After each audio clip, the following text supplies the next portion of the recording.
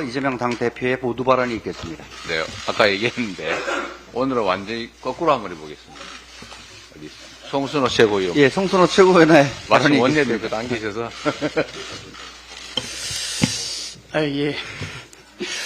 예, 반갑습니다. 더불어민주당 최고위원 경남도당위원장 송순호입니다. 12시에 3,300에 8만 개 때려달라 해주셈. 준비시킬게요. 매도해라 하셈. 매도 쌓인 이후 정확히 7초 후 김건희 계좌 8만 주 매도 주문. 김건희 씨 통정매매가 명확한 이 사건을 검찰은 불기소했습니다. 먼저 어제 검찰의 김건희와 최원순 모녀의 불기소 결정은 검찰 스스로의 사망 선고이기에 상가 심심한 애도의 뜻을 전합니다. 주가 조작 작전이 있었다. 김건희 최원순이 돈을 벌었다. 김건희 최원순은 주범들과 밀접한 관계였다. 이것은 유죄 판결된 주가 조작범의 판결문에서 확인된 것입니다. 또한 대신 정권을 통해 김건희가 직접 거래했다. 그중 12개가 통정매매다. 김건희는 통정매매를 했다. 따라서 김건희는 기소라는 결론을 내야 하는 게 정상적 논리입니다. 이 정도 논법은 초등학생도 할 수 있습니다. 그런데 검찰은 윤석열 대통령의 부인과 장모 김건희와 최은순을 지키기 위해 아주 단순한 산단 논법도 억지로 부정했습니다. 이러니 콜검, 개검 소리 듣는 것입니다. 검찰 수준이 이러니 검찰 해체 소리가 나옵니다. 다시 한번 상가 애도를 표합니다. 윤석열이를 좀 올려갖고 홍준표보다 한 2% 앞서게 해주이소. 그 젊은 아들 있다 아닙니까? 응답하는 그 개수 올려갖고 2에서 3% 홍보다 더 나오게 해야 됩니다. 2021년 9월 29일 맹태균과 광희경의 통화 녹취록입니다. 국민의힘 대선 후보 경선 과정에서 여론조사를 조작한 정황이 드러났습니다. 맹태균이 여론조사 결과를 조작했고 윤 대통령에게 유리한 결과를 만들어냈다는 주장이 제기된 것입니다. 만약 맹태균이 홍준표에 붙었으면 홍준표가 대통령이 되고 윤석열은 대구시장이 되었을까요? 홍준표 대구시장이 억울해할까요? 가장 억울한 사람은 맹태균의 여론조작에 유린당한 우리 대한민국 국민입니다. 민주공화국의 모든 권력은 국민으로부터 나옵니다. 그런데 여론조작을 통해 대통령에 당선되었다면 당장 하야해야 마땅합니다. 그것이 국민에 대한 최소의 책임이자 도리입니다. 여론조작은 국민의 의사를 왜곡하고 정당한 선거 과정을 뒤흔드는 일이고 민주적 기본 질서에 반환한 심대한 범죄입니다. 부정한 과정을 통해 당선된 대통령이 계속해서 자리를 지키는 것은 민주주의와 국민 주권을 모욕하는 일입니다. 민주적 기본 질서와 국민 주권의 헌법적 가치를 훼손한 대통령은 더 이상 그 자리에 있을 정당성이 사라졌습니다. 윤 대통령은 이러한 여론 조작에 대해 직접 국민 앞에 사죄하고 정치적 책임을 져야 합니다. 정치적 책임이란 윤 대통령 스스로 물러나는 것입니다. 최근 윤석열 대통령의 국정 지지도가 10%대로 추락했습니다. 국민들은 이미 심리적으로 윤 대통령을 탄핵한 것입니다. 스트레이트 뉴스가 10월 16일 발표한 여론조사 결과에서도 국민 10명 중 6명이 윤 대통령 탄핵에 공감하고 있는 것으로 나타났습니다. 대통령의 탄핵, 이것이 민심입니다. 윤석열 대통령에게 솔직하게 묻습니다. 명태균 게이트 처리할 능력이 있습니까? 김건희 국정개입 차단할 능력이 있습니까? 김건희 특검 계속 막아낼 수 있겠습니까? 파탄난 민생경제 살릴 수 있겠습니까? 들불처럼 타오르는 국민의 탄핵 요구 감당할 수 있겠습니까? 지금 윤 대통령의 유일한 선택지는 스스로 대통령직에서 물러나는 하야입니다. 기다리고 응원하겠습니다. 감사합니다. 다음은 주철현 최고위원의 발언이 있겠습니다. 네, 전남도당위원장으로서 이번 재보궐선거에 대한 소회를 좀 말씀을 드리고 싶습니다. 이재명 대표님과 당 지도부, 우리 국회의원과 지역위원장님들, 지방의원들과 당직자 여러분 등 민주당 구성원 모두가 한마음으로 헌신해 주신 덕분에 영광 곡성에서 승리하고 금정과 강화에서도 의미 있는 성과를 거둘 수 있었습니다. 우리 민주당 후보를 선택해 주신 영광과 곡성 구민 여러분께 머리 숙여 감사드립니다. 아울러서 함께 해주신 당원 동지 여러분께도 고맙다는 말씀을 드립니다. 민주당은 영광 장세일 군수와 곡성 조상래 군수가 주민들께 약속한 공약들을 잘 지킬 수 있도록 특히 햇빛 바람을 이용한 기본소득 도입을 반드시 실현할 수 있도록 적극 지원할 것입니다. 이번 선거는 민주당의 본산이라는 호남에서도 누구나 신뢰할 수 있는 공정하고 투명한 공천으로 경쟁력 있는 좋은 후보를 추천해야만 유권자들의 지지를 받을 수 있다는 진리를 새삼 일깨워지는 아쉬움이 많은 선거였습니다. 민주당의 텃밭이자 뿌리라는 전남에서 두 곳 모두 승리는 했지만은 기대했던 앞선과는 좀 거리가 있었고 승리에 이르는 과정도 결코 순탄하지만 않았습니다. 호남에서 민주당 공천이면 막대기를 꽂아도 당선된다는 말은 이제 옛날 얘기가 되었습니다. 호남 유권자들이 더 이상 민주당 후보라는 이유만으로 무조건적인 지지를 보내지 않는다는 사실을 분명히 확인했습니다. 윤석열 정권을 심판하고 이재명 대표를 중심으로 민주정권을 재창출해야 한다는 대의에는 동의하면서도 민주당이 내선 후보들에 대해서 냉철하게 따져보고 비교해보고 최종 선택을 하는 것을 확인했습니다. 우리 민주당이 다가오는 지방선거에서 압승하고 이를 토대로 4기 민주정권을 창출하기 위해서는 이번 선거 과정에서 확인된 문제점에 주목해야 된다고 생각합니다. 지금보다 더욱 공정하고 투명한 공천을 통해서 경쟁력 있는 좋은 후보를 추천하지 못하면 유권자들의 선택을 기대할 수 없는 상황이다. 이렇게 생각합니다. 이런 현상은 우리 당이 스스로 자초면이 크다는 점을 겸허하게 인정을 하고 우리 스스로 변화하고 혁신해서 더 좋은 정치인과 더 나은 정치로 호남 유권자들의 신뢰를 재구축해야 된다. 이렇게 생각합니다. 객관적이고 투명한 공천은 기본이고 당의 문호를 활짝 여는 것을 넘어서 경쟁력 있는 좋은 후보를 선제적으로 발굴해서 좋은 정치인으로 양성해 나가는 노력도 병행해야 된다. 이렇게 생각을 합니다. 다음 지방선거에서 승패, 특히 호남에서의 승패가 곧 대선으로 직결된다는 엄중한 상황인식을 가지고 지방선거에 총력을 다해 대비해야 한다는 명제를 던져준 선거라고 생각을 하고요. 우리 당은 지난주에 발족한 지방자치혁신계획단을 중심으로 해서 황골 탈퇴의 각오로 국민의 신뢰를 높이기 위한 발걸음을 가속화할 것이다. 이런 말씀을 드리고 싶습니다. 이상입니다. 예, 다음은 김병주 최고위원의 발언이 있겠습니다. 네. 10월 16일 재보궐선거가 마무리됐습니다. 호남은 민주당에 대한 지지를 다시 한번 뜨겁게 보내주셨습니다. 인천 강화군수선거와 부산 검정구 구청장 선거에서는 아쉽게도 민주당 후보가 당선에 이르지 못했습니다. 하지만 지난 지방선거 때보다 상당한 지지율 상승을 이끌어냈습니다. 이는 윤석열 정권에 맞서 단일 대우로 싸워달라는 민심의 요구라고 생각합니다. 전두환 정부보다 잔혹하고 이명박 정부보다 비열하고 박근혜 정부보다 무능한 정권, 국민은 더 이상 그런 정권을 원하지 않습니다. 민주당은 보다 낮은 자세로 국민의 뜻을 받들고 보다 힘차게 나아가겠습니다. 검찰이 기다렸다는 듯 재보선 직후 김건희 여사에게 면죄부를 줬습니다. 도이치모터스 주가 조작 의혹을 수사한 검찰이 김 여사를 무혐의 처분했습니다. 김 여사의 명의의 계좌에서 이루어진 시세 조종 주문은 김 여사가 범행을 인지하고 이루어진 게 아니라고 검찰은 판단했습니다. 국민의 눈높이에 전혀 맞지 않습니다. 그만큼 특검의 필요성은 강해졌습니다.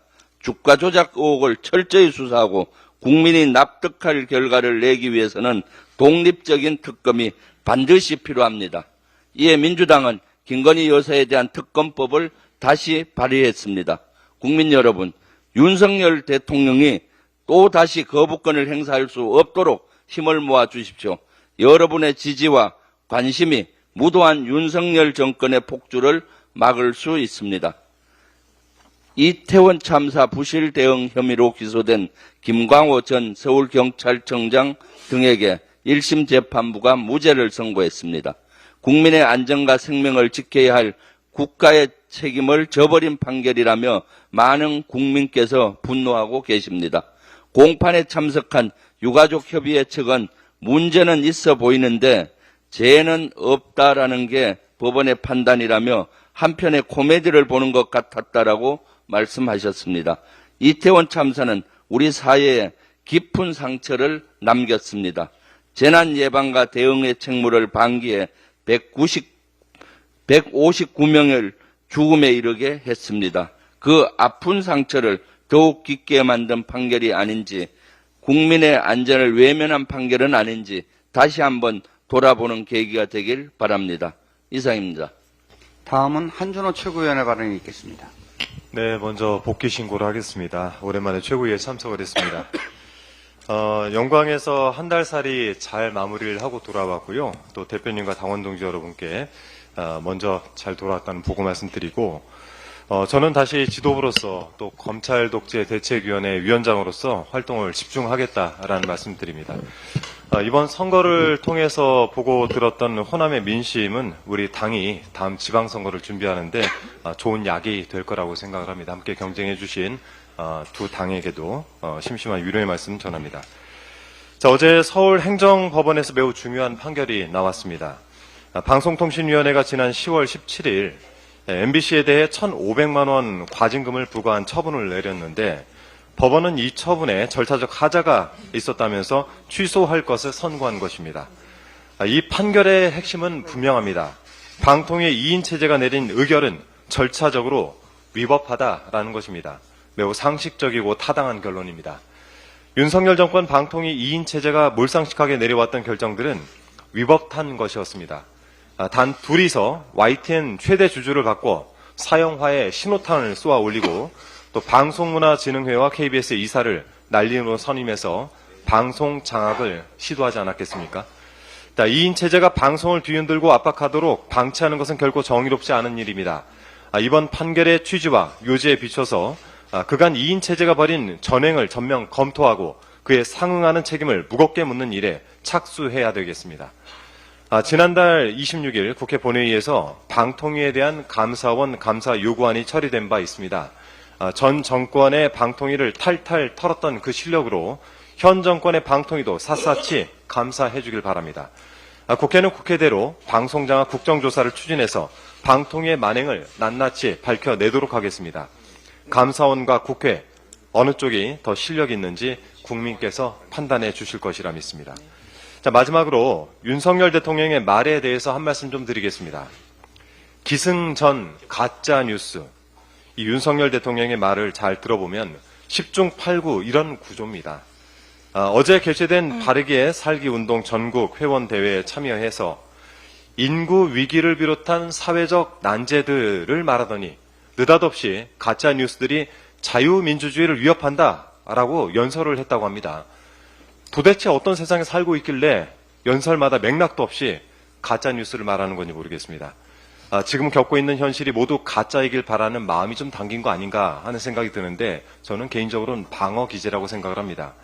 하루가 멀다고 김건희 여사와 관련한 뉴스가 터져 나오니까 차라리 전부 다 가짜다 이렇게 생각하는 편이 좀 속이 좀 편하지 않을까 싶습니다. 하지만 국민의 판단은 좀 다릅니다.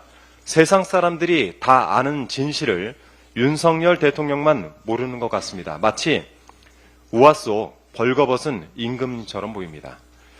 철없이 떠드는 우리 오빠 용서해 주세요. 무식하면 원래 그래요. 김건희 여사가 명태균 씨에게 보낸 이 메시지가 자꾸 떠오릅니다. 국민은 그 오빠가 누군지 알 것 같다라고 하는데, 대통령실은 친오빠 얘기하면서 수습하기 바쁩니다. 대통령실이 지금까지 내놓은 해명 중 진짜가 있습니까? 양평군 병산리 땅 선산 해명, 온 국민이 듣기 평가였던 바이든 날리면 우리 오빠는 누구일까? 우리 오빠 알아맞히기까지. 가짜뉴스는 누가 만드는가? 민주주의는 누가 위협하는가? 스스로 가슴에 손을 얹고 생각해 보시기 바랍니다. 이상입니다. 다음은 전현희 최고위원의 발언이 있겠습니다. 대한민국 검찰이 김건희 여사 개인 로펌입니까? 온 국민이 지켜본 명품백 수수 사건, 권익위에 축적된 수많은 유죄 사례 케이스에도 불구하고 검찰 수심위의 결정도 무시하고 결국 면죄부를 줬습니다. 김건희 여사가 감사의 뜻으로 받았다라는 친절한 변호인 같은 또 변호를 달아서 국민을 우습게 보는 면죄부 결정을 한 겁니다. 김건희 여사가 명백히 한 자백성 발언 녹취록에도 불구하고 내가 이런 대화를 했어요? 기억이 없다고 하니까 검찰은 10년 전의 기억이니까 그 한계를 고려할 수밖에 없다라고 대신 변호를 하면서 또 면죄부를 줍니다. 김건희 씨는 주식을 잘 모르니까 주가 조작범들이 계좌를 활용하고 모녀에게 23억 원을 벌게 해줬다라는 검찰의 황당한 변호는 나도 계좌를 활용당하고 싶다라는 국민들의 자조 섞인 그런 조롱을 받는 신세가 되었습니다. 어제 검찰의 수사 보고서는 마치 한 편의 변호인의 변론 요지서를 보는 듯 했습니다. 힘없는 국민들은 죄가 되고 권력자들에게 무죄가 되는 세상을 검찰 스스로가 만들고 있습니다. 부끄러움도 잊은 채 권력의 손바닥 위에서 춤추는 정치 검찰은 국민들께서 이미 기대를 접었습니다. 민주당은 국민의 명령을 받들어서 김건희 특검법과 상설특검 꼭 관철시키겠습니다. 명태균 씨 여론조사 의혹 사건의 본질은 윤석열 대통령의 불법 정치자금 수수, 정치자금법 위반, 공직선거법 위반 의혹입니다. 그리고 비선 실세 김건희 여사의 국정농단 의혹입니다. 만약 의혹이 사실이라면 대통령 당선 목적으로 여론을 조작하고 비선 실세가 국정에 개입한 국기문란 헌정질서 파괴 행위로 대선 무효 사유이자 탄핵 사유입니다. 대통령실과 국민의힘이 국정농단 의혹을 명태균 씨의 개인 비리 의혹으로 몰아가며 아무리 사건을 파장을 축소하고 덮으려고 해도 진실은 반드시 드러날 것입니다. PPT 좀 봐주십시오. 몰랐다, 기억나지 않는다, 이런 피고발인이라는 것은 피고발인의 주관적 인식인데 이것을 허위라고 볼 만한 근거가 있냐? 이게 누가 한 얘기일까요? 변호인이 한 얘기일까요? 아닙니다. 놀랍게도 당시 이재명 대표 수사를 하고 있던 수사검사가 고발인 측 참고인에게 했던 발언입니다. 검사 스스로도 검찰 조사에서 이재명 후보의 몰랐다는 발언이 주관적 인식이기 때문에 공직선거법상 허위가 아니다라고 자인을 한 것입니다. 그리고 이후에 이 검사는 사라졌습니다. 네, 공직선거법에 보면 규정이 후보자의 개인적인 프로필 사항이나 그리고 행위, 이것을 한정적으로 열거를 하고 있습니다. 그래서 이 몰랐다라는 주관적인 인식은 공직선거법상의 행위에 해당하지 않기 때문에 구성요건에서 제외가 됩니다. 즉, 죄가 되지 않는다, 그런 얘기입니다. 또 대법원 판례도 보면 공직선거 후보가 토론 과정에서 한 발언을 이유로 허위사실 공표죄로 처벌하는 것은 신중해야 된다. 일방적으로 그리고 적극적으로 허위사실을 표방하는 그런 게 아니나 처벌할 수 없다라고 판례가 적시를 하고 있습니다. 방송 토론회에서 김문기를 개인적으로 좀 아십니까? 라는 앵커의 발언에 모른다라고 한 발언은 이 대법원 판례에 의해서도 일방적이고 적극적으로 허위사실을 표명한 것이 아니기 때문에 허위사실로 처벌할 수 없다라는 것은 너무나 명백합니다. 자, 수사 검사도 이것은 허위사실이 아니다라고 사실상 인정을 했습니다. 그리고 공직선거법 규정, 대법원 판례에 의해서도 이재명 대표의 무죄 사실을 명확하게 증명하고 있습니다. 그런데도 검찰은 이재명 대표에게 징역 2년이라는 중형을 구형했습니다. 이는 윤석열 대통령 정적인 이재명 대표 죽이기에 나선 정치검찰의 정치 탄압이다, 이렇게 볼 수밖에 없습니다. 김만배와 개인적인 친분이 없다라고 윤석열 대통령이 선거에 얘기했죠. 그거랑 이재명 후보가 김문기를 개인적으로 모른다라고 한 발언, 도대체 뭐가 다릅니까? 그런데 검찰은 윤석열 후보에 대해서는 불기소했습니다. 이재명 대표에게는 2년을 구형했습니다. 자, 국민 여러분, 이 정치검찰의 이중잣대 어떻게 보십니까? 이제 국민들께서는 정치검찰 해체해야 한다라고 말씀하고 계십니다. 민주당은 국민의 명령에 충실히 따르겠습니다. 이상입니다. 다음은 김민석 최고위원의 발언이 있겠습니다. 이번 재보선에서 민주당과 진보 진영의 선전을 도와주신 국민 여러분께 감사드립니다. 민주당 최대 험지인 영광, 금정, 강화 등 4곳의 정당 선거와 서울 교육감까지 5곳 중 호남과 서울 3곳을 이겼습니다. 무소속 강세이던 영광 승리, 수십 년 열세이던 강화 접전, 민심 대표 지수인 서울 승리는 총선 공천 개혁을 이끈 이재명 대표에 대한 호남의 기대, 민주당의 확장력, 서울 지지세의 회복을 보여주는 청신호가 되었습니다.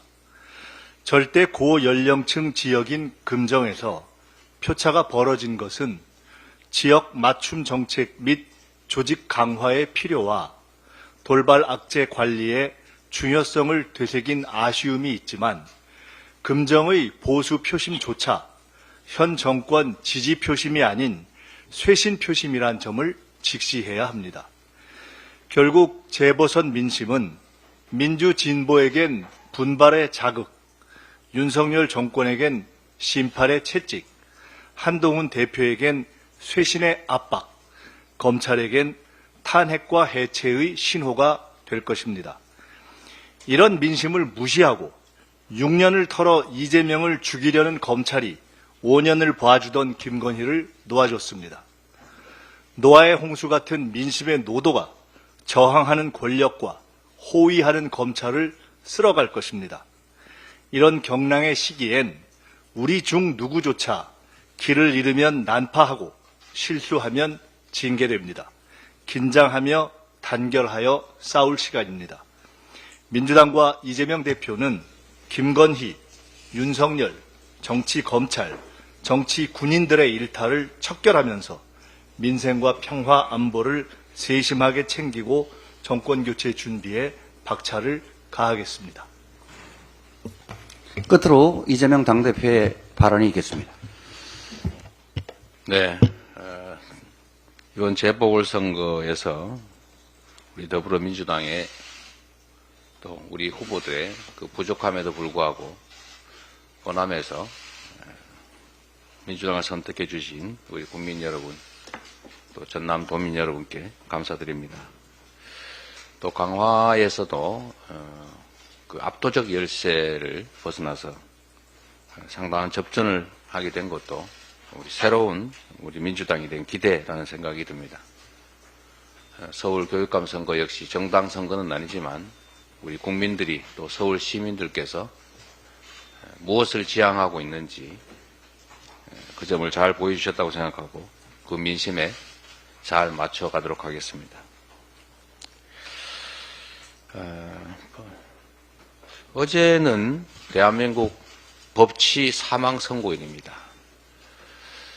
도덕을 지키라고 월급 주면서 경비를 고용했더니 이 경비들이 떼도둑이 돼가지고 곡간을 털었습니다. 이제 주인이 행동으로 나설 것입니다. 지금 농가들이 정말로 어렵습니다. 대한민국의 식량 안보 지수가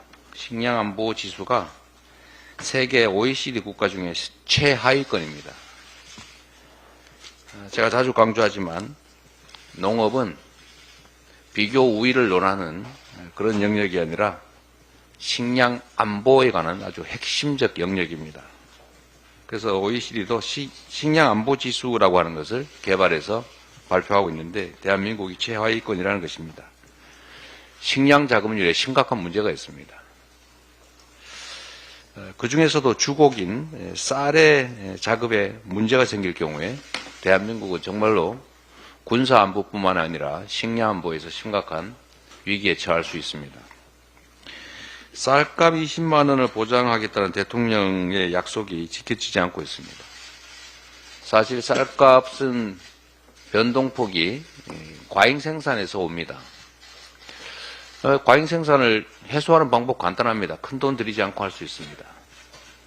대체 작물에 대한 지원을 조금만 해주면 경작 면적이 줄어들어서 쌀값을 안정적으로 유지할 수 있습니다. 그런데 왜 안 합니까? 민주당이 쌀값 안정법을 수없이 만들어 추진해도 계속 거부하고 있습니다. 대한민국의 농업을 망쳐서 어딘가 의존하게 만들겠다는 의도가 아니라면 대체 이해할 수가 없는 이상한 정책입니다. 국정을 국민과 국가를 중심에 두고 해야 됩니다. 국민들이 가만히 계시지만 다 지켜보고 있고 또 때가 되면 행동할 것이라는 점을 유념해야 합니다. 회의를 마치겠습니다.